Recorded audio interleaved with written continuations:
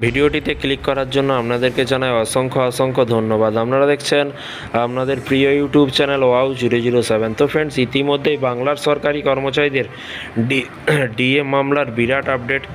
Supreme কোর্টে রায়ের চড়া হাসি সবার মুখে। কি বলা হয়েছে? দারুণ খুশির খবর রাজ্য সরকারি কর্মচারীদের। লোকসভা ভোটের কিছুদিন আগেই সরকারি কর্মচারীদের ডিএ বৃদ্ধি করেছিল কেন্দ্র। একই সঙ্গে বেশ কয়েকটি রাজ্যের সরকারও কিন্তু ডিএ বৃদ্ধি করে। ফলে পরেও কিন্তু ভালো খবর এলো কিন্তু কর্মচারীদের জন্য। এবার সুপ্রিম কোর্টে রায়ে কিন্তু হাসি ফুটল সরকারি কর্মচারীদের মুখে। সেই খবর চলুন দেখে নেওয়া যাক। এখানে বলা হয়েছে যে রইল বিস্তারিত প্রতিবেদন। সাম্প্রতিক অতীতে রাজ্য সরকারি কর্মচারীদের মহার্ঘ ভাতা বৃদ্ধি করেছে পশ্চিমবঙ্গ সরকার। ডিএ বৃদ্ধি বা মহার্ঘ ভাতা বৃদ্ধি নিয়ে দীর্ঘদিন ধরে টানাপোড়া চলছে সরকারি কর্মচারীদের মধ্যে। ডিএ বৃদ্ধি নিয়ে কিন্তু ক্ষোভ বিক্ষোভ বা আন্দোলনের কথা কম বেশি সকলেই জানেন। এবার এলো আরেক বড় খবর।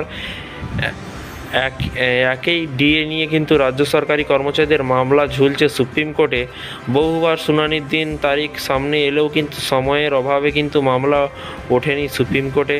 গত 18ই মার্চ শেষবার কিন্তু সুপ্রিম কোর্টে বাংলার বকেয়া ডিএ মামলা শুনানি হওয়ার কথা ছিল, তবে সেদিনও কিন্তু শুনানি হয়নি। ফের তা পিছিয়ে গিয়েছে। এদিকে প্রায় 1.5 বছর ধরে কেন্দ্রীয় হারে মহার্ঘ ভাতার দাবিতে আন্দোলন চালাচ্ছে রাজ্য সরকারি কর্মচারীদের একাংশ। হাইকোর্টে জয় মিললেও কিন্তু বর্তমানে সেই ডিএ মামলা গড়িয়েছে সুপ্রিম কোর্টে। কবে সুপ্রিম কোর্টে বারংবার পিছিয়ে যাচ্ছে ডিএ মামলা শুনানি, যার জেরে কার্যত হতাশ হয়ে পড়েছেন আন্দোলনকারীরা। আগেই জানা গিয়েছে গরমের ছুটির পর আগামী 15ই জুলাই বকেয়া ডিএ মামলা শুনানির হওয়ার সম্ভাবনা রয়েছে সুপ্রিম কোর্টে। সেই তারিখই মামলাটি তালিকাভুক্ত করা আছে এবং শুনানি হওয়ার কথা বিচারপতি হৃষিকেশ রায় এবং বিচারপতি প্রশান্ত কুমার মিশ্রের ডিভিশন বেঞ্চে।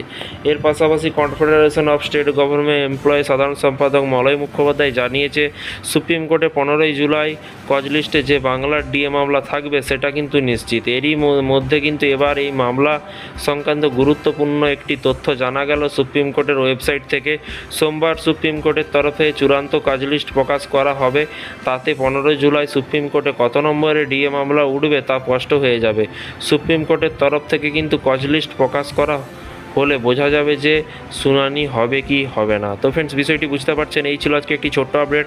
এই ধরনের রাজ্য সরকারি কর্মচারী এবং সমস্ত রকমের ডিএ বেতন বৃদ্ধি যোজনা প্রকল্প সমস্ত আপডেট পেতে চ্যানেলটিকে ফলো করবেন, চ্যানেলটিকে সাবস্ক্রাইব করে পাশে থাকা বেল আইকনটিতে প্রেস করে রাখবেন পরবর্তী নতুন আপডেট পাওয়ার জন্য। ভালো থাকবেন, সুস্থ থাকবেন এবং নিজের খেয়াল রাখবেন। Thank you.